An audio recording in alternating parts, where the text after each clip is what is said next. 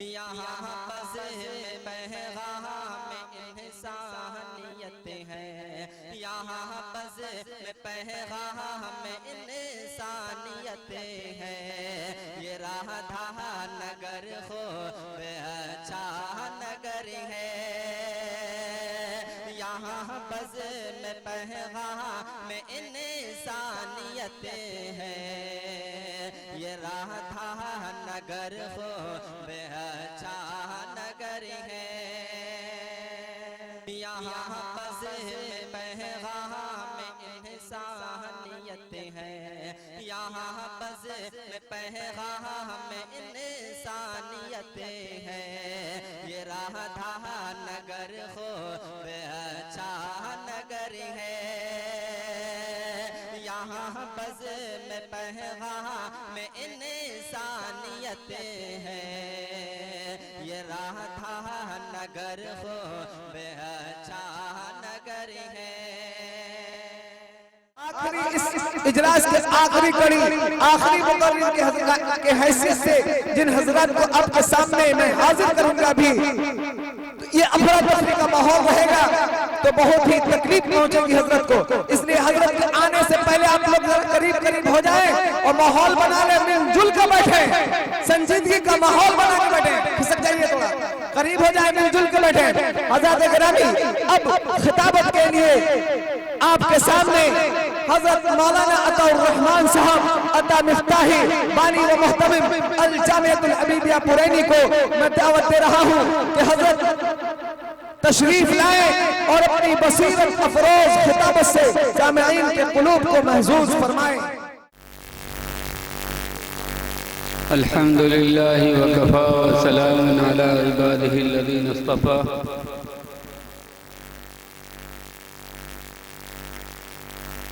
अम्मा बअद फ़अऊज़ु बिल्लाहि मिनश शैतानिर रजीम। बिस्मिल्लाहिर रहमानिर रहीम।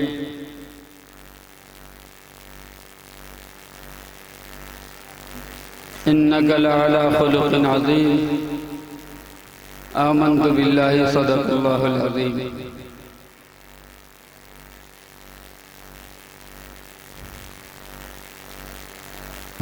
मैं समझता हूँ कि शायद दुआ के वक्त से भी ज़्यादा वक्त हो चुका है।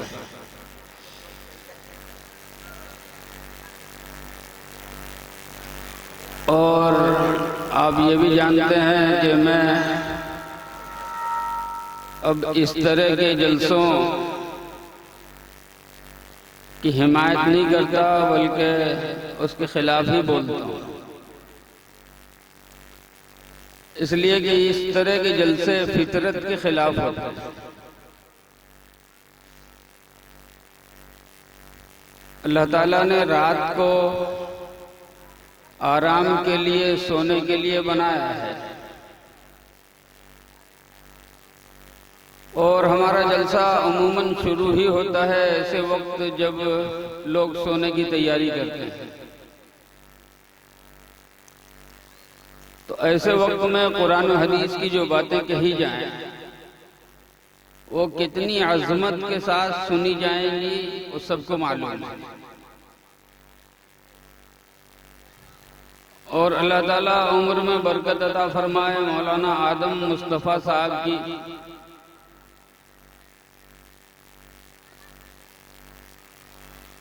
उन्होंने मेरे कहने के लिए कुछ छोड़ा ही नहीं।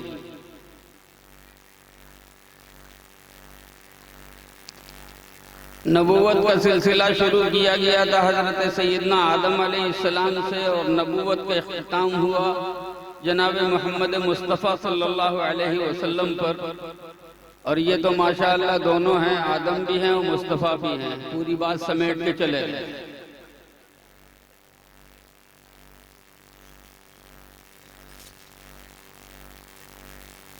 लेकिन एक बात मैं अर्ज करना चाहूंगा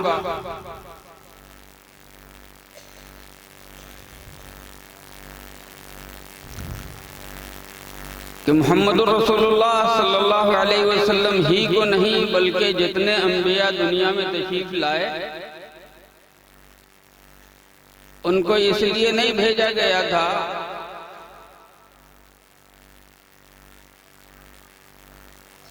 कि उनका नाम ले लेकर झूम झूम के खूब ठिकाने से लंबी लंबी नातें पढ़ी जाएं और खूब सुभान अल्लाह किया जाए,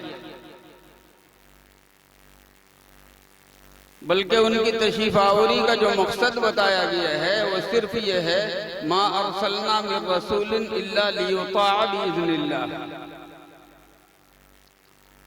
आंख बंद करके उनकी बात मानते चले जाओ, कामयाबी मिलती चली जाएगी। चाहे झूम झूम के नात पढ़ो या ना पढ़ो,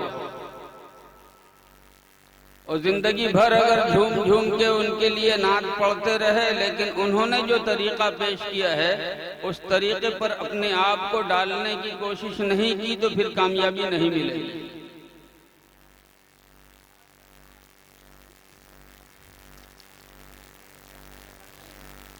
और एक बात मैं बता दूं कि मोहम्मद रसूलुल्लाह सल्लल्लाहु अलैहि वसल्लम तो क़यामत तक के लिए नबी हैं, सय्यदुल अंबिया वल मुरसलीन हैं सल्लल्लाहु अलैहि वसल्लम। लोगों ने उनको माना नहीं है, बल्कि उन्होंने लोगों से अपनी अज़मत का लोहा मनवाया है। लोगों ने उनको माना नहीं है, बल्कि उन्होंने खुद अपनी अज़मत का, अपनी अहमियत का, अपनी सदाकत का लोहा दूसरों से खुद मनवाया है। मैं एक वाकया पेश कर दूं। बदर की लड़ाई हुई, इस्लाम में सबसे पहली लड़ाई थी बदर की। लोग आए थे कि मुसलमानों को पीस के रख देंगे, मामला उल्टा हो गया। ये 1000 की तादाद में आए थे, मुसलमान 313 थे, लेकिन इनका ताल्लुक अल्लाह से मजबूत था। अल्लाह रब्बुल इज्जत ने जो मदद फरमाई तो वो बड़े बड़े पहलवान जो मक्का से चल के मुसलमानों को फिना करने के लिए, मिटाने के लिए आए थे, उनमें 70 मारे गए और 70 कैद हुए। मक्के में हर घर में मातम मच गई। अब आगे वाकया सुनिए। 2 आदमी मक्के के, एक का नाम सफवान और एक का नाम उमैर। एक का नाम सफवान और एक का नाम उमैर। ये आबादी से बाहर एक पहाड़ी टीले पर बैठकर बातें कर रहे हैं। सिर्फ यही 2 हैं, तीसरा कोई नहीं है। सफवान कहता है कि मोहम्मद ने तो हमारा कलेजा चबा लिया। कोई घर मक्के का ऐसा नहीं है जिसमें उनकी वजह से मातम न मचा हुआ।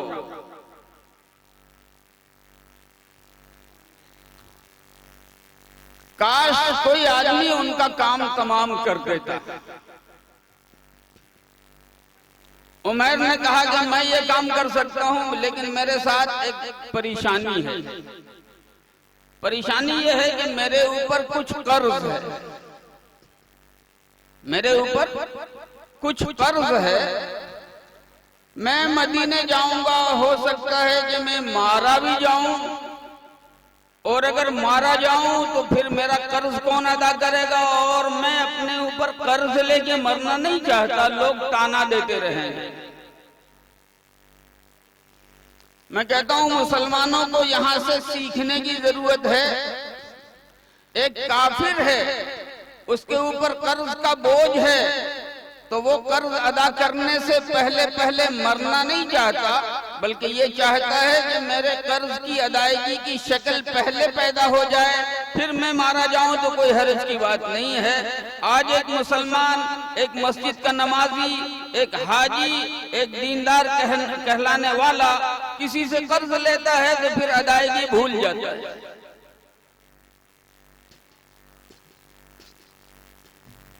उसको याद ही नहीं रहता कि हमने किसी से कर्ज लिया है तो उसे अदा भी करना है।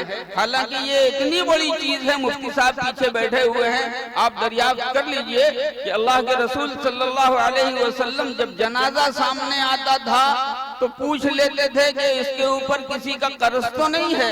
अगर कर्ज होता था तो नमाज नहीं पढ़ाते थे, दूसरों से फरमाते थे कि तुम पढ़ा दो, और कर्ज नहीं होता था तो अपने नमाज जनाजा पढ़ाया करते थे।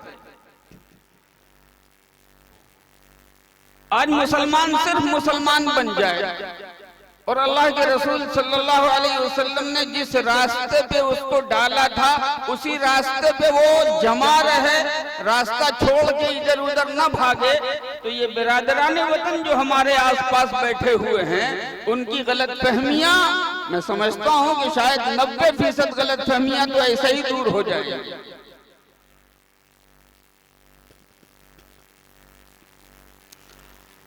ये जो गलत फहमियां फैलाई गई, ये प्रोपेगेंडे हुए, उनका जहन खराब किया गया। अगर वो उसके जिम्मेदार हैं तो मैं समझता हूं कि उससे कहीं ज्यादा 10 गुना जिम्मेदार हम खुद हैं।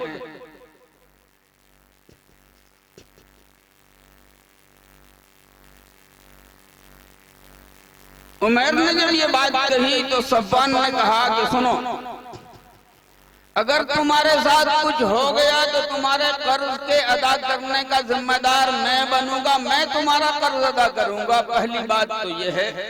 दूसरी बात ये है कि अगर तुम्हारे साथ कुछ हो गया तो तुम्हारे बीवी बच्चों का खर्च भी मैं ही उठाऊंगा। उमर ने कहा ठीक है, मुझको इत्मीनान हो गया, अब मैं जाता हूं। घर आया, तलवार तेज की और तलवार के ऊपर जहर का पानी चढ़ाया और जहर का पानी चढ़ाने के बाद उसको गिलाफ में लपेटा और चला मदीने के लिए। मदीने पहुंचा तो दाखिल होने से पहले पहले मुलाकात हो गई हजरत सैयदना उमर इब्न खत्ताब रज़ी अल्लाह तआला अन्हु से। आप जानते हैं कि जलाली पीर हैं। गर्दन पे हाथ रखी उमैर की, कहा ओ दुश्मन खुदा, मदीने में तू क्या करने आया? वो गर्दन पकड़ी और लेके चले आए नबी अकरम सल्लल्लाहु अलैहि वसल्लम की खिदमत में। कहा या रसूल अल्लाह सल्लल्लाहु अलैहि वसल्लम, ये अल्लाह के रसूल का दुश्मन उमैर मक्के से चल के यहाँ आया है, मुझे इसके इरादे ठीक नहीं लगते, मुझे इसकी नीयत दुरुस्त नहीं लगती। हुजूर पाक सल्लल्लाहु अलैहि वसल्लम मुस्कुराए, फरमाए उमर उसकी गर्दन तो छोड़ो, जरा बात करने दो। अब हजरत उमर ने उसकी गर्दन छोड़ी, खड़ा हुआ। अल्लाह के रसूल सल्लल्लाहु अलैहि वसल्लम ने फरमाया, सवाल फरमाया, पूछा कि उमर क्यों आए हो? कहा मेरे कुछ कैदी यहाँ कैद हो गए हैं, लोग आए थे लड़ने के लिए, तो लोग अपने अपने कैदियों को छुड़ा के ले जा रहे हैं, तो मैं भी अपने कैदियों को छुड़ाने के लिए आया हूँ। हुजूर पाक सल्लल्लाहु अलैहि वसल्लम का तबस्सुम गहरा हो गया और मुस्कुराए तो फरमाए तलवार क्यों है? कहा या रसूलुल्लाह सल्लल्लाहु अलैहि वसल्लम, मक्के से इतनी या मोहम्मद सल्लल्लाहु अलैहि वसल्लम, मक्के से मदीने का फासला इतना है, रास्ते में दुश्मन भी हो सकते थे, डाकू भी हो सकते थे, जंगली जानवर भी हो सकते थे। अपनी हिफाजत के लिए मैंने ये तलवार साथ ली है। आप सल्लल्लाहु अलैहि वसल्लम फिर मुस्कुराए और फरमाया उमैर तुम्हारे और सफ़वान के बीच में क्या बात हुई थी? बस इतना सुनते ही उमैर का दिमाग तो धक से उड़ गया कि जब टीले पे बैठ के बात कर रहे थे तो सिर्फ मैं था और सिर्फ सफ़वान था। सफ़वान ने किसी को बताया नहीं, मैंने किसी को बताया नहीं। मदीने में रह के इनको कैसे पता चला कि मेरे और सफ़वान के दरमियान क्या बात है?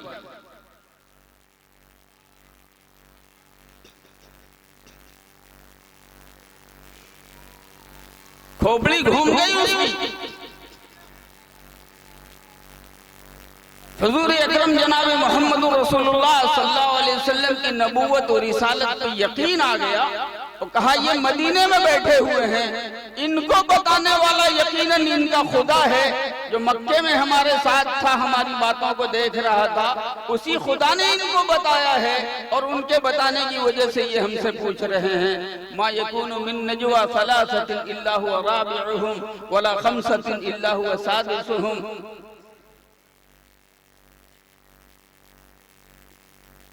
दो आदमी बैठ के तुम बात करते रहते हो तो तीसरा खुदा होता है, 4-5 आदमी बैठ के बात करते रहते हो तो छठा खुदा होता है। तुम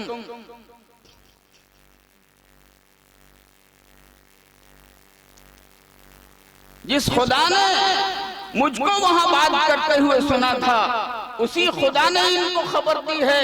पता चल गया कि इनका ताल्लुक खुदा से है। ये जो कहते हैं कि मैं अल्लाह का रसूल हूं, तो ये बात सच्ची है और पक्की है। अपने जी से, अपने मतलब से नहीं कहते।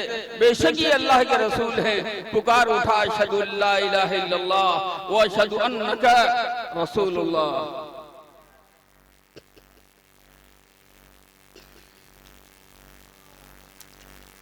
मैं अर्ज करता हूं मेरे दोस्तों, मेरे बुजुर्गों,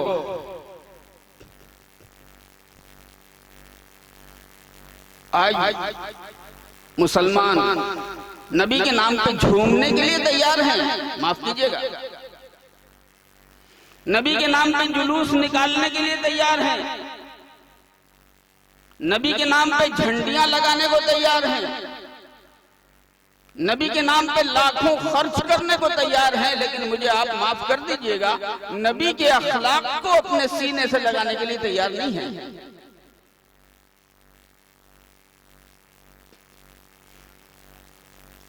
वरना इस्लाम, मुसलमान अगर नबी के अखलाक को सीने से लगाए हुए होते तो हमें अपने बिरादराने वतन को समझाना नहीं पड़ता कि मेरे नबी की जिंदगी क्या थी, मेरे नबी की सीरत क्या थी, मेरे नबी का तरीका क्या था, मेरे नबी का मामूल क्या था, मेरे नबी के अखलाक क्या थे। ये सारी गलतफहमियां सिर्फ इस बुनियाद पर पैदा हुई हैं कि मुसलमानों ने खुद अपने नबी का किरदार छोड़ दिया है, मुसलमानों ने अपने नबी का अखलाक छोड़ दिया है। और न उस अखलाक में आज भी तासीर है, सिर्फ कहानी सुनने के लिए है। बुढ़िया कूड़ा फेंका करती थी, नहीं फेंका तो मेरे नबी सल्लल्लाहु अलैहि वसल्लम ने फरमाया क्यों नहीं फेंका, जरा जाके देखा जाए। देखा तो बुढ़िया बीमार मिली, अयादत फरमाई, देखभाल की तो बुढ़िया को ईमान मिल गया। ये सिर्फ कहानियों में सुनाने के लिए है।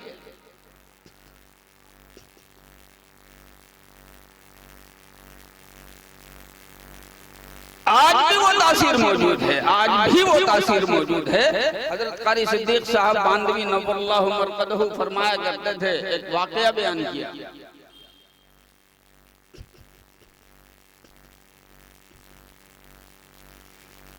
एक जगह मुसलमान मस्जिद बनाना चाहते थे, तादाद कम थी मुसलमानों की।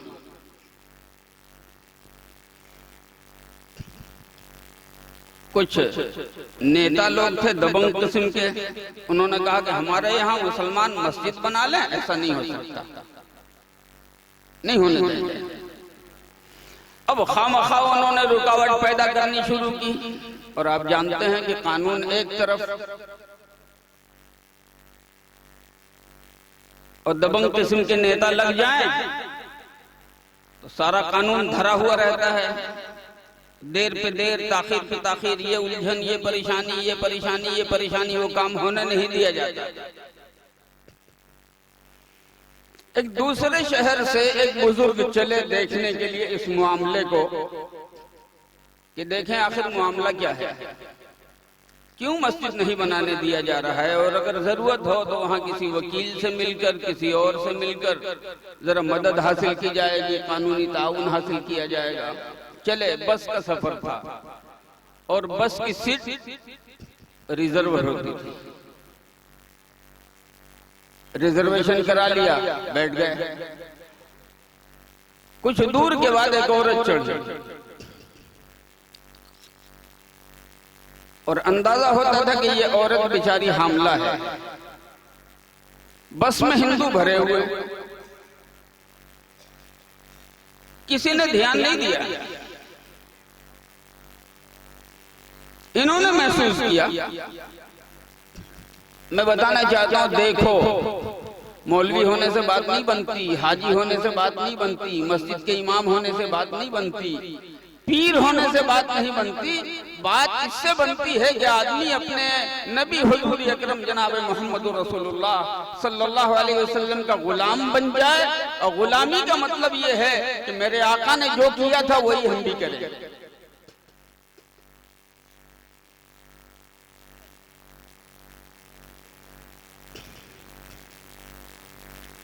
उन्होंने महसूस किया कि ये औरत बेचारी परेशानी में है, तकलीफ में है, कोई उसे जगह नहीं दे रहा है, तो अपनी रिजर्व की हुई जगह से उठ के खड़े हो गए।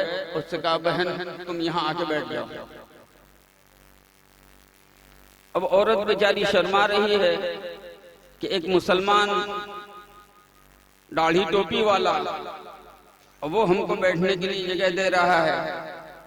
अच्छा, नहीं बैठते हैं तो भी परेशानी है हमारे साथ।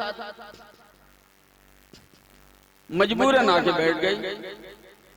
पूरे सफर तक ये अपनी सीट रिजर्व करा के लेने वाले ये खड़े रहे और वो औरत जिसकी कोई जगह नहीं थी वो उनकी जगह पे बैठ के आई।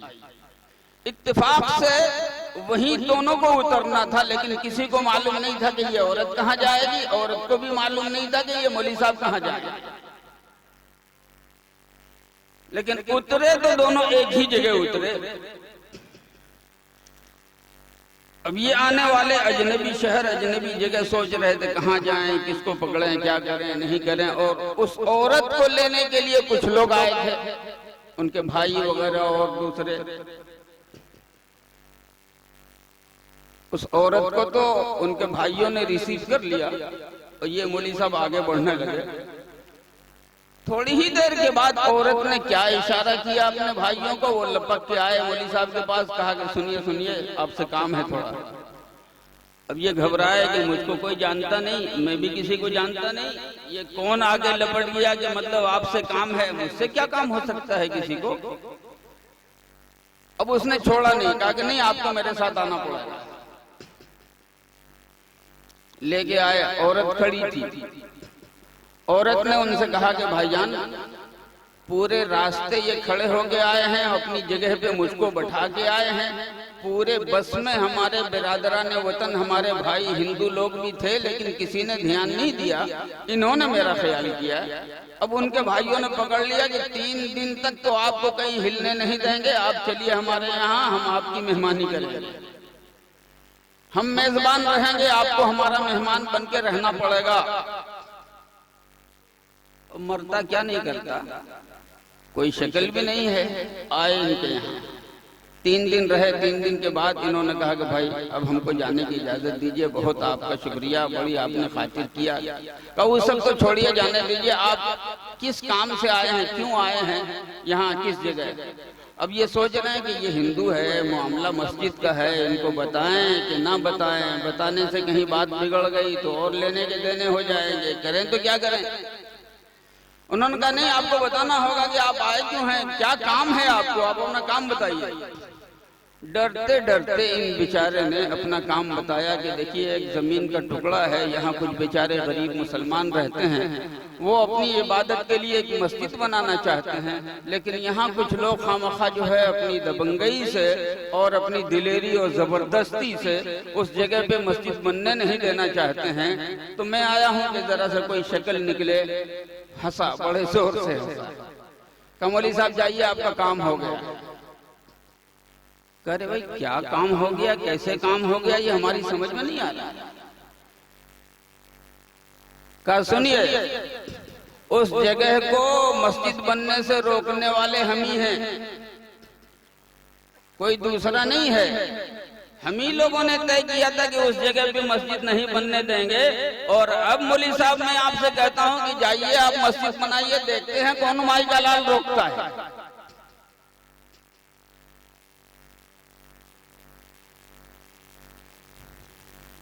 एक दूसरा वाकया भी हजरत कारी साहब नव्वरल्लाहु मरकदहू की जुबानी बयान किया हुआ, वो भी पेश कर दूं मैं आपके सामने।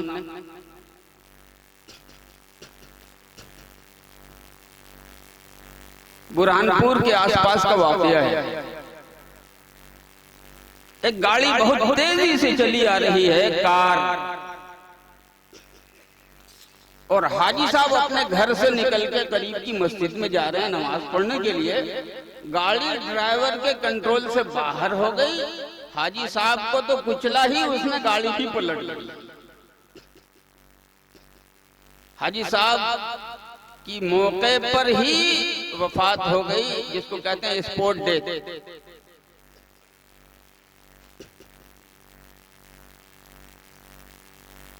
गाड़ी भी पलट गई, सारे लोग जख्मी हुए। हाजी साहब के लड़के जो निकले वहां से,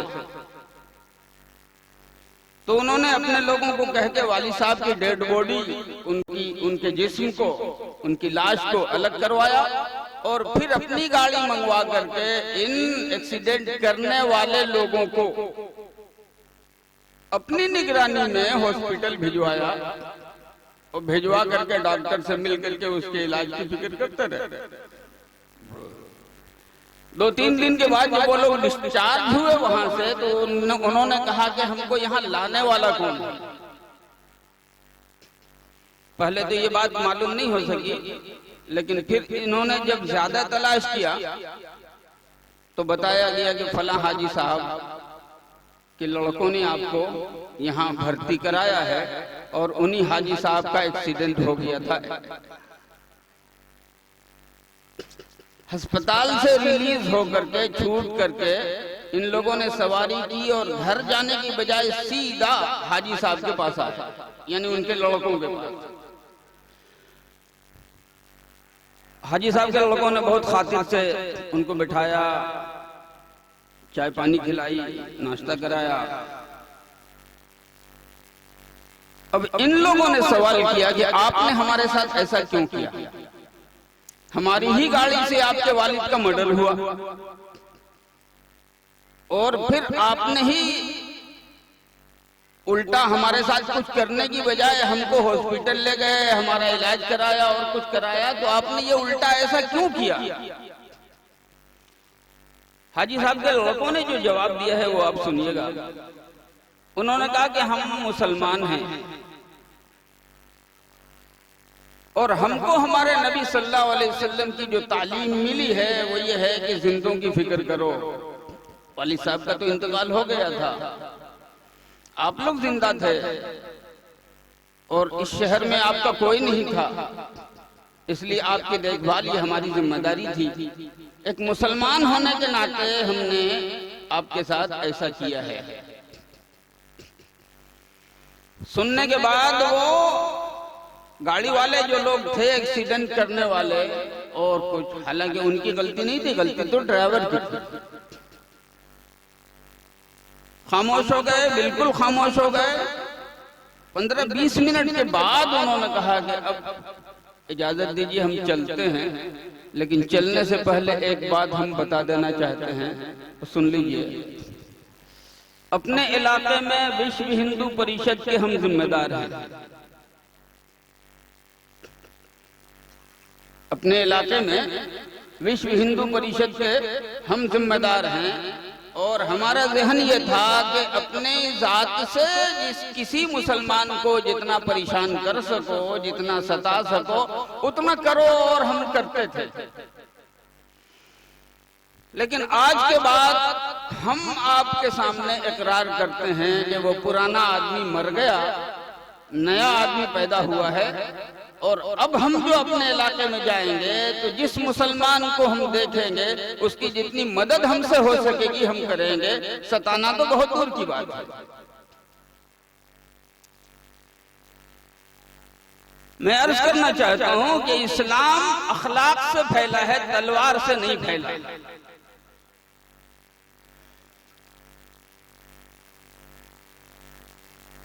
एक और वाकया चलते चलते मैं सुना दूं। कांधला एक मशहूर जगह है, वहां के एक पुराने बुजुर्ग गुजरे हैं, मुफ्ती इलाही बख्श रहमतुल्लाह अलैह। वहीं एक जमीन के टुकड़े पे झगड़ा हो गया। मुसलमान कहते थे कि ये मस्जिद की जमीन है और हिंदू भाई कहते थे कि ये मठ की जमीन है। अंग्रेज का जमाना है, मुकदमा चल रहा है अंग्रेज की अदालत में, गवाह सबूत पक्का न इसके पास न इसके पास। पिछले जमाने में कागजात उतने होते भी नहीं थे।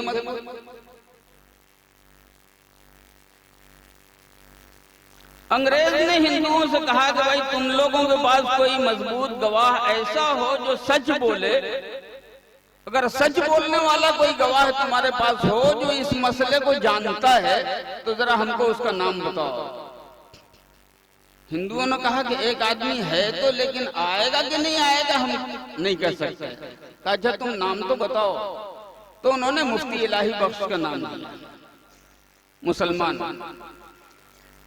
अंग्रेज को बड़ी हैरत हुई कि मामला मस्जिद की जमीन का है और ये हिंदू लोग अपनी तरफ से गवाही में एक मुसलमान का नाम पेश कर रहे हैं। भाई अगर मस्जिद की जमीन ना भी होगी तो ये मुसलमान आदमी क्यों इकरार करेगा? का तुमको कोई और आदमी नहीं मिला? कहा ना, हिंदुओं में मुसलमानों में आंख बंद करके अगर हम किसी के बारे में कहें कि वो सच्चा आदमी है तो बस वही है। कुछ भी हो जाए वो गलत नहीं बोले। फिर जाओ गला गिलाओ, उनको डेट दे दो कि फला डेट पे हाजिर हो। ये आए मुफ्ती साहब के पास, कहा कि मुफ्ती साहब आप तो जानते हैं कि वो जमीन क्या है और मुसलमान दबंग हैं, वो हमारे साथ ऐसा कर रहे हैं। कहा हाँ मैं जानता हूं लेकिन मैं जाऊंगा नहीं। कहा हुजूर क्यों नहीं जाएंगे? कहा इसलिए कि हमारे बुजुर्गों ने अंग्रेज को यहां से भगाने के लिए जान लगाई और हम भी चाहते हैं कि अंग्रेज यहां से चला जाए। हमारे पास इतनी ताकत नहीं है कि हम अपनी ताकत से अंग्रेजों को यहां से भगा के बाहर कर दें। तो हमने कसम ये खाई है कि अब जिंदगी भर किसी अंग्रेज का मुंह नहीं देखेंगे। गवाही देने के लिए हमको उसके पास जाना पड़ेगा, उसका मुंह देखना पड़ेगा, इसलिए हम नहीं जा सकते। इन लोगों ने जाके कह दिया हुजूर मामला बड़ा टेढ़ा हो गया है कि वो हैं तो, लेकिन वो कहते हैं कि किसी अंग्रेज का मुंह नहीं देखेंगे और आप भी इत्तेफाक से जज हैं लेकिन अंग्रेज हैं। अंग्रेज भी था जरा सा उसी मिजाज का। कहा ठीक है, जाओ उनसे कह दो मुल्ला जी से कि वो अदालत में हाजिर हो के सच्ची बात कह दे, मेरा मुंह देखें या ना देखें। मेरा मुंह देखें या ना देखें, अदालत में आके सच्ची बात तो कह दें। उन लोगों ने आगे फिर मुफ्ती साहब से कहा कि जज ने, हाकिम ने ऐसा ऐसा कहा है। कहा ठीक है मैं जाऊंगा। वक्त पर आए, बयान करने वाले बयान करते हैं कि अदालत के गेट तक तो सीधे मुंह आए, लेकिन गेट जब आया तो उल्टे घूम गए और पीठ के पीछे से चलते हुए वहां पहुंचे। अंग्रेज के करीब अंदाजा हो गया कि अब हाकिम के पास पहुंचे हैं तो ठर्रे लहजे में फरमाया कि पूछ क्या पूछे है।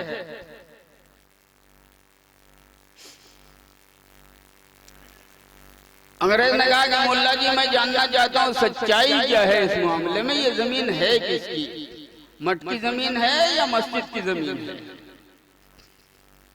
मठ की जमीन है या मस्जिद की जमीन है? आप जरा सा साफ साफ बता दीजिए। उन्होंने कहा कि मैं गवाही देता हूं, मैं गवाही देता हूं कि ये जमीन मठ की है, मुसलमान झूठ बोलते हैं, और मैं गवाही देता हूं कि अंग्रेज यहाँ इस मुल्क में जालिम है, मैं उसकी अदालत तस्लीम नहीं करता। तो ये कह के फिर उल्टे पैर वापस हो गए। अंग्रेज ने फैसला लिखा और फैसले के अल्फाज आज भी मौजूद हैं। वो पुरानी उठा के देख लो, आप जजमेंट उठा के देख लो। अंग्रेज ने फैसला लिखा, जमीन हिंदुओं को दिलवा दी और फैसले में ये लिखा कि आज इस मुकदमे में मुसलमान हार गए। आज इस मुकदमे में मुसलमान हार गए लेकिन इस्लाम जीत गया। आज इस मुकदमे में मुसलमान हार गए लेकिन इस्लाम जीत गया। मैं अर्ज करना चाहता हूँ मेरे दोस्तों, मेरे बुजुर्गों, सारे जलसे एक तरफ कर दो, सारी कॉन्फ्रेंसें एक तरफ कर दो, सारे सेमिनार्स एक तरफ कर दो, सारे प्रोग्राम एक तरफ कर दो, सिर्फ अपना अखलाक एक तरफ ले आओ। अगर एक एक मुसलमान तय कर ले कि हमें अपने नबी सल्लल्लाहु अलैहि वसल्लम के किरदार को, हमें अपने नबी सल्लल्लाहु अलैहि वसल्लम की सीरत को, हमें अपने नबी सल्लल्लाहु अलैहि वसल्लम के अखलाक को अपनी जिंदगी में दाखिल कर लेना है, तो मैं कहता हूं कि 90% मसला यहीं से हल हो जाएगा। एक मुसलमान से जब उसकी लड़ाई होती है तो कहता है कि तुमको देख लेंगे, छाती फाड़ देंगे, 6 इंची छोटा कर देंगे, फला कर देंगे, फला कर देंगे। कहां से लाया तुमने? कहां से लाया? तुम्हारे नबी सल्लल्लाहु अलैहि वसल्लम ने तो तुम्हें ये तालीम दी थी, सिल मन क़तअत, जो तुमसे कट के चले तुम उससे मिलो, जो तुमसे कट के चले तुम उससे मिलो। वाफ़ु अम्मन ज़लमक, तुम्हारे साथ कोई जबरदस्ती भी करे तो तुम उसको माफ कर दो, कोई जबरदस्ती करे तो उसको माफ कर दो। ये तुम्हारे नबी सल्लल्लाहु अलैहि वसल्लम की तालीम है। और तुम अपने भाइयों के साथ मुआमला हो या गैरों के साथ मुआमला हो, अपना अखलाक दिखाते हो कि हमारे अंदर कितना कचरा और कितना कूड़ा भरा हुआ है। मैं एक आखिरी वाकया पेश करके रुखसत होना चाहूंगा। लोग कहते हैं कि हम माफ करने के लिए तैयार नहीं हैं। क्यों माफ कर देंगे? क्यों मिलेंगे उससे? नहीं, हम कभी नहीं हो सकते। अच्छा,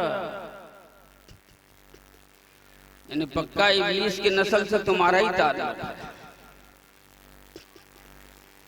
एक तो इब्लीस ही था जिसने झुकने से इनकार किया।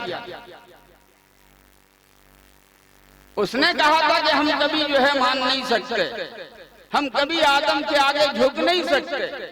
अल्लाह नबीना अलैहिस्सलातु वस्सलाम। एक तुम कहते हो कि हम भी कभी झुक नहीं सकते, हम कभी माफ नहीं कर सकते। मैं एक बात कहता हूं,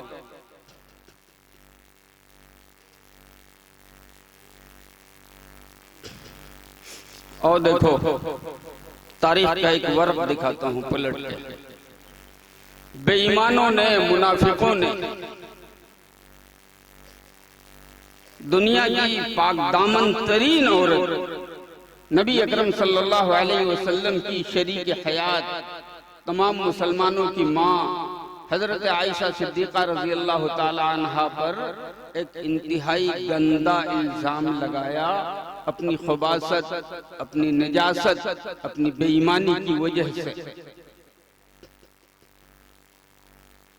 सफाई आसमान से उतरी, सफाई आसमान से अल्लाह ने खुद दी कि ये इल्जाम लगाने वाले लोग बेईमान हैं। लेकिन प्रोपेगेंडा इतना जबरदस्त किया गया था कि उसमें कुछ सही नेक दिल वाले, ईमान वाले मुसलमान सहाबा भी बह गए, और वो भी ऐसे सहाबा जो बदरी थे। उसमें नाम आता है हजरत सैयदना मिस्ताह रज़ी अल्लाह ताला अन्हु का।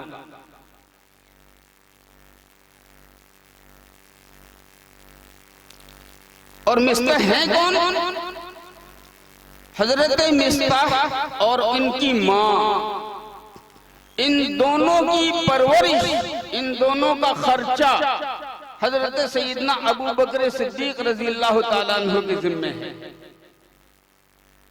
हैते अबू बकर, हैते मिस्ताह का खर्चा भी उठाते हैं, और उनकी वालदा हजरत गालिबन हमना या ऐसे ही कुछ नाम है, उनका खर्चा भी उठाते हैं। जब ये बात सामने आ गई कि इल्जाम लगाने वाला कोई दूसरा नहीं है, वही है जिसको हम पाल रहे हैं, जो हमारे खर्चे पे पल रहा है, तो उन्होंने तय किया कि आज से इसका खर्चा बंद, यही खाओ, इसी थाली में छेद। खर्चा बंद करने का फैसला किया। जैसे ही ऊपर से अल्लाह रब्बुल इज्जत ने आयत उतारी, वला यअतलि उलुल फज़्लि मिनकुम वस्सअति अन यूतू उलिल कुर्बा वल मसाकीन वल मुहाजिरीन फी सबीलिल्लाह फलयअफू वलयस्फहू अला तुहिब्बून अन यग़फिरल्लाहु लकुम वल्लाहु गफूरुर रहीम। अल्लाह ने तुमको कुछ कुशादगी दी है, तुमको कुछ हैसियत दी है, तुम कुछ कमजोरों का खर्च उठा रहे हो, तो एक मामला अगर हो गया तो उसको बुनियाद बना करके तुम ये फैसला बिल्कुल नहीं करो, ऐसा तुमको नहीं करना चाहिए कि उसका खर्चा बंद कर दो। उससे गलती हुई है, फलियाफू, उसे माफ कर दो। आज तो हाल ये है कि मुखिया जी हो, इमाम साहब से अगर कुछ हो जाए तो मस्जिद का चंदा बंद, गांव के सेठ साहब हों, अगर नाज़िमे मदरसा से कुछ हो जाए तो मदरसे का चंदा बंद।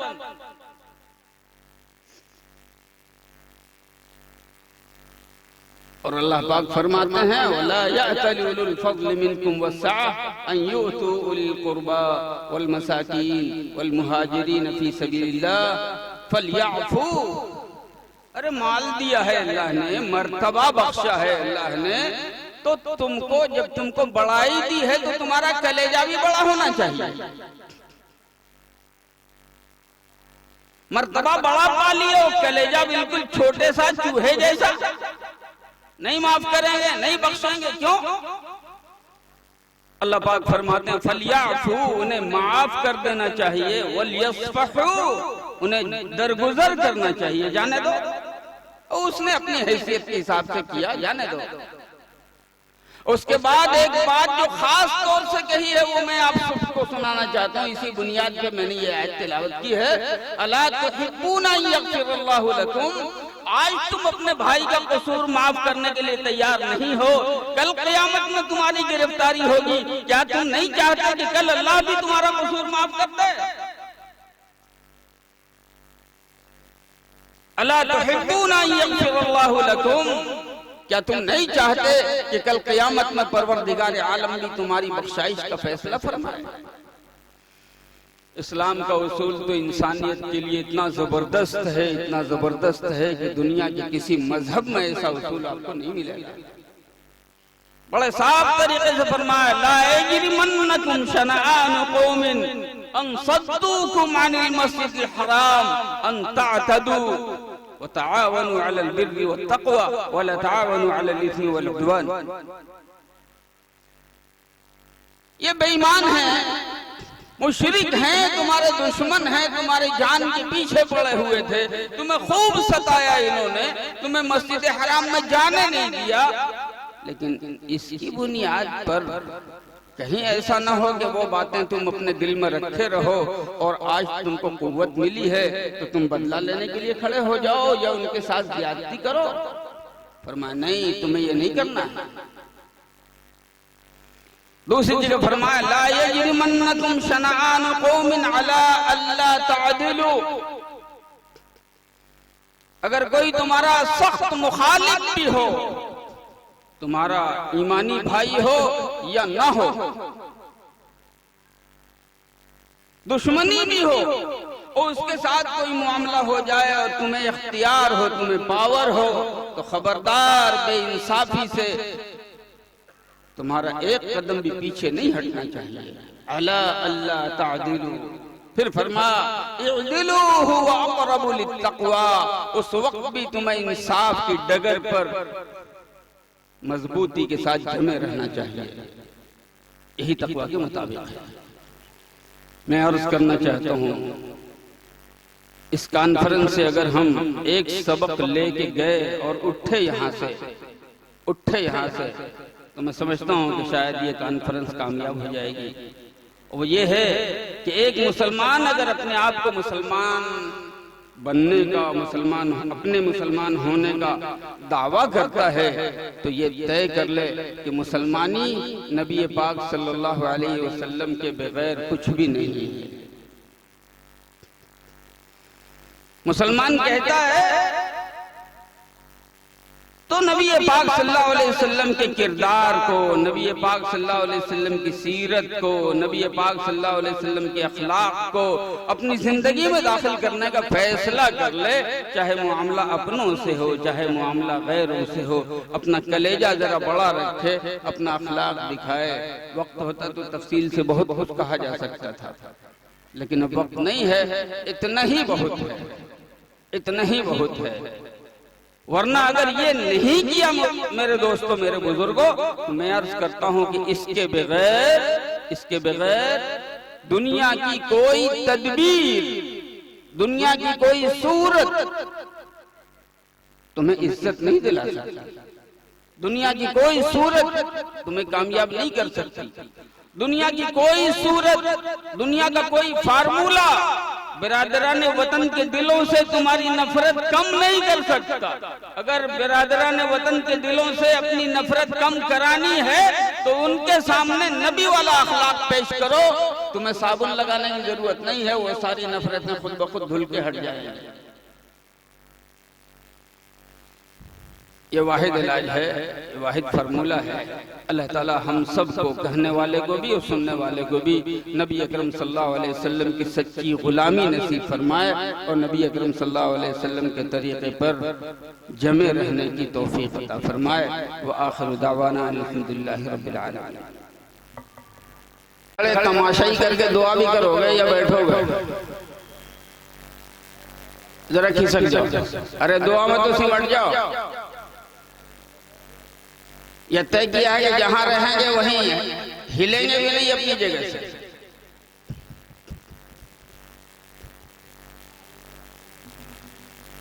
जल्दी करो।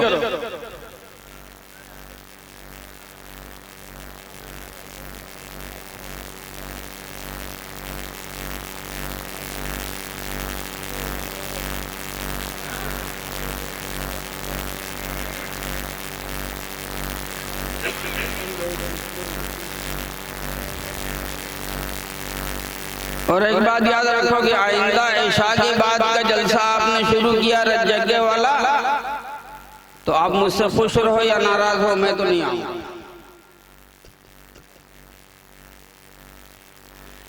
ये ऐसा ही है जैसे भादो गुजरने के बाद कोई आदमी बिचड़ा रोकने जाए। देखा है किसी किसान को? भाई अल्लाह रसूल की बातें सुननी हो तो जब तक जागे रहे, सोने का वक्त शुरू ना हो उस वक्त में सुनो। बशाशत का जो वक्त है उसमें ये कि मिजाज ओम रहा है, तबीयत मुर्दा है और जबरदस्ती बोले जाओ, ठूसे जाओ कान में, नहीं। मगरिब बाद फौरन ऐलान कर दो। अरे जिसको सुनना होगा वो आएगा, जिसको नहीं सुनना होगा तो अभी भी नहीं आया है तो तुमने क्या कर दिया। और 11 साढ़े 11 बजे तक जलसा चलाओ, उसके बाद अजान देके फौरन सारे लोग ईशा की नमाज पढ़े, खा पी करके घंटा 2 घंटे जो सोना हो आराम करना हो करे। रज्जगे से न बात जहन में आती है न और कुछ होता है। अब खामखा जगाने के लिए कभी नारा लगवाओ, कभी शायर को बुला करके नात पढ़वाओ। ये ठेला ठेली से कितना दिन गाड़ी चलेगी? अल्लाह हमको तौफीक अता फरमाए।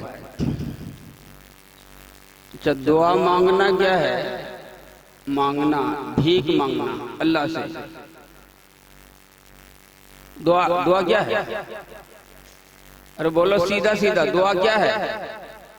अल्लाह से भीख मांगना है। सबका मालिक तो अल्लाह है, बंदे के पास कुछ नहीं है। अल्लाह न देना चाहे, सुनो कान खोल के, जो लोग बनते हैं कि बड़े पावर वाले हैं, बड़े ताकत वाले हैं, फला पीर साहब पहुंचे हुए हैं, कोई पहुंचा हुआ नहीं है, सब गड्ढे में। अल्लाह के रसूल सल्लल्लाहु अलैहि वसल्लम से ज्यादा पहुंचा हुआ तो कायनात का कोई आदमी नहीं। और अपने प्यारे सगे चचा को अगर अल्लाह ईमान न देना चाहे तो नबी भी नहीं दे सकते। सबका मालिक अल्लाह है, सब अल्लाह की मुट्ठी में है, सब अल्लाह के कब्जे में है। जिसको देना चाहता है उसी को मिलता है। तो अब लेने के लिए तो जरा नीचे उतरना पड़ेगा ना, झुक के लेना पड़ेगा ना। हाँ? लोग कहते हैं अल्लाह मियाँ दो के नहीं दो, हम तो कुर्सी ही पे बैठे रहे। अरे कुर्सी छोड़ के नीचे आओ।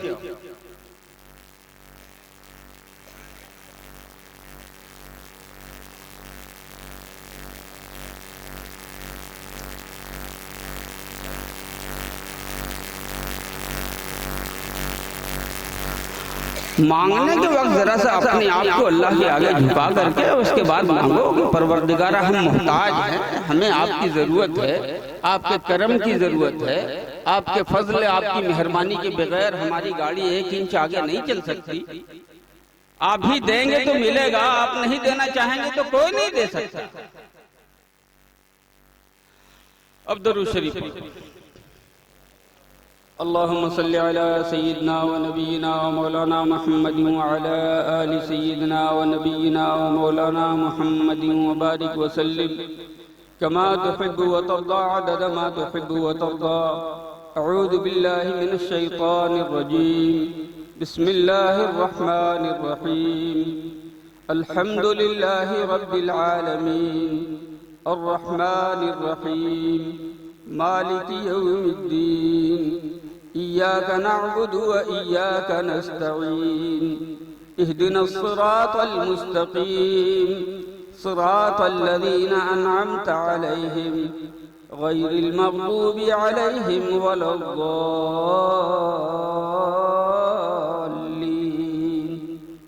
रब्बना आतिना फिद दुनिया हसनह व फिल आखिरति हसनह व क़िना अज़ाबन नार। रब्बना ला तुआखिज़ना इन नसीना औ अख़्तअना। रब्बना वला तहमिल अलैना इसरन कमा हमलतहु अलल लज़ीना मिन क़ब्लिना।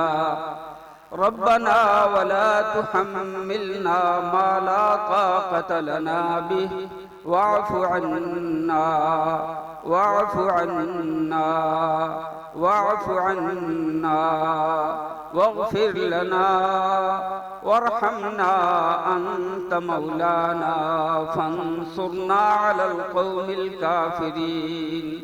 वरहमना अंत मौलाना फंसुरना अलल क़ौमिल काफ़िरीन। वरहमना अंत मौलाना फंसुरना अलल क़ौमिल काफ़िरीन। रब्बना ला तुज़िग़ क़ुलूबना बअद इज़ हदैतना व हब लना मिन लदुनका रहमह इन्नका अंतल वह्हाब। रब्बना इन्नना समिअना मुनादियन युनादी लिल ईमानि अन आमिनू बिरब्बिकुम फ़आमन्ना। रब्बना फ़ग़फ़िर लना ज़ुनूबना व कफ़्फ़िर अन्ना सय्यिआतिना व तवफ़्फ़ना मअल अबरार। रब्बना व आतिना मा वअदतना अला रुसुलिक व ला तुख़ज़िना यौमल क़ियामह इन्नका ला तुख़लिफ़ुल मिआद। रब्बि इजअलनी मुक़ीमस सलाति व मिन ज़ुर्रिय्यती रब्बना व तक़ब्बल दुआ। रब्बना इग़फ़िर ली व लिवालिदैय व लिलमुअ्मिनीना यौम यक़ूमुल हिसाब। रब्बना हब लना मिन अज़वाजिना व ज़ुर्रिय्यातिना क़ुर्रत अअयुन वजअलना लिलमुत्तक़ीना इमामा। ला इलाहा इल्लल्लाह अल हलीमुल करीम। सुब्हानल्लाह रब्बिल अर्शिल अज़ीम। नस्अलुक मूजिबाति रहमतिक व अज़ाइम मग़फ़िरतिक वल गनीमत मिन कुल्लि बिर वस्सलामत मिन कुल्लि इस्म ला तदअ लना ज़ंबन इल्ला गफ़रतह, ला तदअ लना ज़ंबन इल्ला गफ़रतह, ला तदअ लना ज़ंबन इल्ला गफ़रतह, वला हम्मन इल्ला फ़र्रजतह, वला हाजतन मिन हवाइजिद दुनिया वल आखिरह इल्ला क़ज़यतहा वयस्सरतहा या अरहमर राहिमीन, या अरहमर राहिमीन, या अरहमर राहिमीन, या अकरमल अकरमीन, या मुजीबल मुज़्तर्रीन, या रजा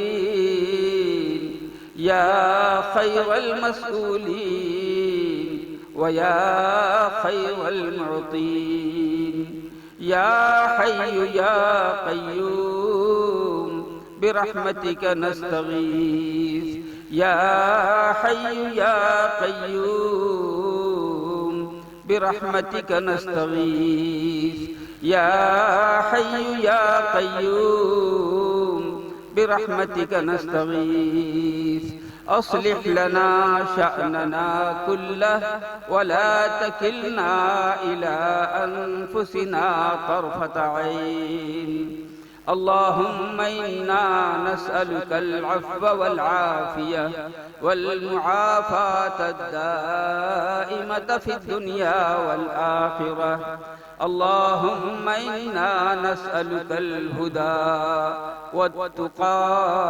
वल अफ़ाफ़ वल ग़िना, अल्लाहुम्मा इन्ना नस्अलुका रिज़ाका वल जन्नह व नऊज़ु बिका अल्लाहुम्मा मिन सख़तिका वन नार, अल्लाहुम्मा अहसिन आक़िबतना फ़िल उमूरि कुल्लिहा व अजिरना मिन ख़िज़्यिद दुनिया व अज़ाबिल आखिरह। ए अल्लाह बेशक हम बहुत बड़े गुनहगार हैं, हम सब के गुनाहों को माफ़ फरमा दे। ए अल्लाह हम कसूरवार हैं, हमारे कसूर से दरगुजर फरमा दे। ए अल्लाह बेशक हम बड़े नादान हैं। ए अल्लाह जुल्म में जहालत में ज़िंदगी गुजरती रही है। ए अल्लाह नादानियों में, गफलतों में, कोताहियों में ए अल्लाह तेरी और तेरे हबीब सल्लल्लाहु अलैहि वसल्लम की नाफरमानियों में ज़िंदगी गुजरती रही है। ए अल्लाह लेकिन तू करीम है, करीमों का करीम है, बेइंतहा बख्शने वाला है। ए अल्लाह बेहिसाब मेहरबानी फरमाने वाला है। ए अल्लाह अपना फजल फरमा दे। ए अल्लाह अपना करम फरमा दे। ए अल्लाह हम सब के कसूर को माफ़ फरमा दे। ए अल्लाह हम सब की कोताहियों से दरगुजर फरमा दे। ए अल्लाह हम तुझसे तेरे करम की भीख मांगते हैं। ए अल्लाह तुझसे तेरे फजल का सवाल करते हैं। ए अल्लाह तुझसे तौफीक की भीख मांगते हैं। ए अल्लाह तुझसे सआदतमंदी की भीख मांगते हैं। ए अल्लाह हमें तौफीक की भीख अता फरमा दे। ए अल्लाह हमारे क़ुलूब को बदल दे। ए अल्लाह दिलों के ज़ंग को, दिलों के मैल को साफ फरमा दे। ए अल्लाह अपनी मोहब्बत अता फरमा दे। ए अल्लाह अपने नबी हुजूर अकरम जनाब मोहम्मद रसूलुल्लाह सल्लल्लाहु अलैहि वसल्लम की मोहब्बत अता फरमा दे। ए अल्लाह सुन्नतों की सच्ची मोहब्बत अता फरमा दे। ए अल्लाह कुरान करीम की मोहब्बत अता फरमा दे। ए अल्लाह शरीयत नबी की मोहब्बत अता फरमा दे। ए अल्लाह मस्जिदों से हमारा ताल्लुक जोड़ दे। ए अल्लाह दीनी मराकिज़ से हमारा ताल्लुक जोड़ दे। ए अल्लाह दीन के जितने इदारे हैं, ए अल्लाह दीन की जितनी हरकतें हैं, ए अल्लाह जो तुझे पसंद है उनसे हमारा ताल्लुक मजबूत बना दे। ए अल्लाह हिदायत की हवाएं चला दे। ए अल्लाह हिदायत की हवाएं चला दे। ए अल्लाह हिदायत की हवाएं चला दे। ए अल्लाह हम तेरी तौफीक के और तेरी हिदायत के बेइंतहा मुहताज हैं। ए अल्लाह हमारी इस्लाह फरमा दे। ए अल्लाह हमारी इस्लाह फरमा दे। ए अल्लाह हमारी इस्लाह फरमा दे। जब तक तू हमारे दिल नहीं बदलता, ए अल्लाह कोई हमें दुरुस्त करने वाला नहीं है। और ए अल्लाह अगर हमने तेरे दीन से अपना ताल्लुक मजबूत नहीं किया तो हमारी दुनिया और आखिरत दोनों बिगड़ जाएगी। ए अल्लाह हमें बर्बादी से बचा ले। ए अल्लाह हमें तबाही से बचा ले। ए अल्लाह दुनिया और आखिरत की जिल्लत और रुसवाई से बचा ले। ए अल्लाह हमें इज्जत की जिंदगी नसीब फरमा। ए अल्लाह हमें अपने हबीब सल्लल्लाहु अलैहि वसल्लम की सच्ची गुलामी नसीब फरमा दे। ए अल्लाह दीन का दाई और शहीदाई बना दे। ए अल्लाह सबके अंदर दीन का दर्द पैदा फरमा दे। ए अल्लाह हमारे अखलाक को दुरुस्त कर दे। ए अल्लाह हमारे किरदार को दुरुस्त कर दे। ए अल्लाह हमारी बोली को दुरुस्त कर दे। ए अल्लाह हमारे तौर तरीके को दुरुस्त कर दे। ए अल्लाह मोहब्बत की, इत्तेफाक की, ए अल्लाह हमदर्दी की फिजा कायम फरमा दे। ए अल्लाह गलत फहमियों का खात्मा फरमा दे। ए अल्लाह नफरतों का माहौल खत्म कर दे। ए अल्लाह अमन की फिजा कायम फरमा दे। ए अल्लाह पूरे मुल्क में अमन की फिजा कायम फरमा दे। बेशक परवरदिगारा हम जानते हैं जो कुछ हो रहा है उसके असली जिम्मेदार हम हैं। हमें अपने कसूर का एतराफ है परवरदिगारा, लेकिन दिलों को बदलना तो हमारा काम नहीं है। ए अल्लाह तू ही कर सकता है, तू ही कर सकता है। ए अल्लाह एक एक मुसलमान के दिल को बदल दे और ए अल्लाह हिदायत को आम फरमा दे। ए अल्लाह हिदायत को आम फरमा दे। ए अल्लाह हिदायत को आम फरमा दे। ए अल्लाह गलतफहमियों का, नफरतों का खात्मा फरमा दे। ए अल्लाह गलतफहमियों का, नफरतों का खात्मा फरमा दे। ए अल्लाह दीनी कलमे को और दीनी झंडे को ए अल्लाह बुलंदी अता फरमा दे। अपने नबी सल्लल्लाहु अलैहि वसल्लम की सुन्नत के आलम को ए अल्लाह ऊंचा कर दे। ए अल्लाह ऊंचा कर दे। ए अल्लाह ऊंचा कर दे और इस खिदमत के लिए हमें कबूल फरमा ले। ए अल्लाह जितने लोग बीमार हैं उन्हें शिफाए कामिला अता फरमा। ए अल्लाह जितने मुहताज हैं उनकी हाजत रवाई फरमा। ए अल्लाह जितने मजबूर हैं उनकी दस्तगीरी फरमा। ए अल्लाह जितने मजलूम हैं, बेकसूर हैं, उनकी दादरसी फरमा। ए अल्लाह जितने लोग नाजायज मुकदमों में गिरफ्तार हैं, ए अल्लाह अपने करम से उन्हें उनकी रिहाई का फैसला फरमा। ए अल्लाह, ए अल्लाह, ए अल्लाह तेरे करम के, तेरे रहमत के, ए अल्लाह तेरी मेहरबानियों के मुहताज हैं, उसी की भीख मांगते हैं। ए अल्लाह तुझसे बड़ा दाता कोई नहीं है। ए अल्लाह तुझसे बड़ा सखी कोई नहीं है। ए अल्लाह ये सारे तेरे बंदे, ए अल्लाह तेरे बंदे, तेरे मजबूर बंदे, तेरे मुहताज बंदे तुझको ए अल्लाह सबसे बड़ा सखी मानकर, अपना करीम मानकर, बड़े फजल वाला मानकर ए अल्लाह तेरी चौखट की तरफ हाथ उठाए हुए हैं। ए अल्लाह उनके दामन मुराद को ए अल्लाह भर दे। ए अल्लाह भर दे। ए अल्लाह भर दे। ए अल्लाह सबको जायज हाजात में, जायज मकासिद में ए अल्लाह भरपूर कामयाबियां अता फरमा। ए अल्लाह जहेज की लानतों का खात्मा फरमा दे। ए अल्लाह जो मुशरिकाना तौर तरीके, गैर इस्लामी रस्में हमारे समाज में फैल गई हैं, ए अल्लाह, ए अल्लाह हमारी आँख खोल दे। ए अल्लाह हमारी आँख खोल दे, हमें सोचने और समझने की तौफीक अता फरमा और अपने समाज से गैर इस्लामी सारी रस्मों को ए अल्लाह उखाड़ फेंकने की हमें हिम्मत अता फरमा दे। ए अल्लाह नबी अकरम सल्लल्लाहु अलैहि वसल्लम ने जिंदगी गुजारने का जो तरीका हमें अता फरमाया, जिंदगी के तमाम शोबों में उन तमाम तरीकों को सीने से लगाने का हौसला अता फरमा। ए अल्लाह, ए अल्लाह, ए अल्लाह जितनी बेटियां बैठी हुई हैं उनके लिए सालेह और नेक जोड़ों का इंतजाम फरमा और जितनी गोदें सूनी पड़ी हैं ए अल्लाह, ए अल्लाह उनके अंदर गौहर मुराद से ए अल्लाह उनकी गोदें भर दे। ए अल्लाह, ए अल्लाह छोटों को बड़ों के लिए ए अल्लाह अदब करने वाला और बड़ों को छोटों के लिए शफकत करने वाला बना दे। ए अल्लाह बच्चों को अपने माँ बाप का फरमा बरदार बना दे और ए अल्लाह माँ बाप को अपने बच्चों की बेहतरीन तरबियत करने वाला बना दे। ए अल्लाह निफाक का खात्मा फरमा। ए अल्लाह, ए अल्लाह मुखालिफतों का खात्मा फरमा। ए अल्लाह, ए अल्लाह बदगुमानियों का खात्मा फरमा। ए अल्लाह गलत फहमियों का खात्मा फरमा। ए अल्लाह जो मांगा गया वो अता फरमा और जो मांगने से रह गया है मांगने से बेहतर अता फरमा। ए अल्लाह तेरे हबीब हुजूर अकरम जनाब मोहम्मद रसूलुल्लाह सल्लल्लाहु अलैहि वसल्लम ने भलाइयों की जितनी दुआएं मांगी हैं ए अल्लाह हमें भी ए अल्लाह उसमें हिस्सा अता फरमा और जितनी बुराइयों से पनाह मांगी है एक एक बुराई से हमारी और उम्मत के एक एक फर्द की भरपूर हिफाजत फरमा। ए अल्लाह जो कुछ कहा गया है उसके अंदर तासीर पैदा फरमा। ए अल्लाह कहने वाले को भी अमल की तौफीक अता फरमा, सुनने वालों को भी अमल की तौफीक अता फरमा।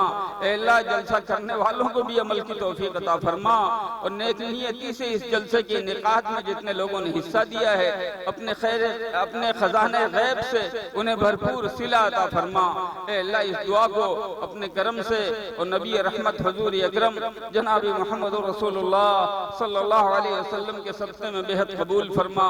रब्बना तक़ब्बल मिन्ना इन्नका अंतस समीउल अलीम व तुब अलैना इन्नका अंतत तव्वाबुर रहीम व सल्लल्लाहु अला खैरि खल्क़िही सय्यिदना व नबियना व मौलाना मुहम्मदिन व आलिहि व सहबिही व बारक व सल्लम अजमईन। सुब्हान रब्बिका रब्बिल इज़्ज़ति अम्मा यसिफून व सलामुन अलल मुरसलीन वल्हम्दुलिल्लाहि रब्बिल आलमीन।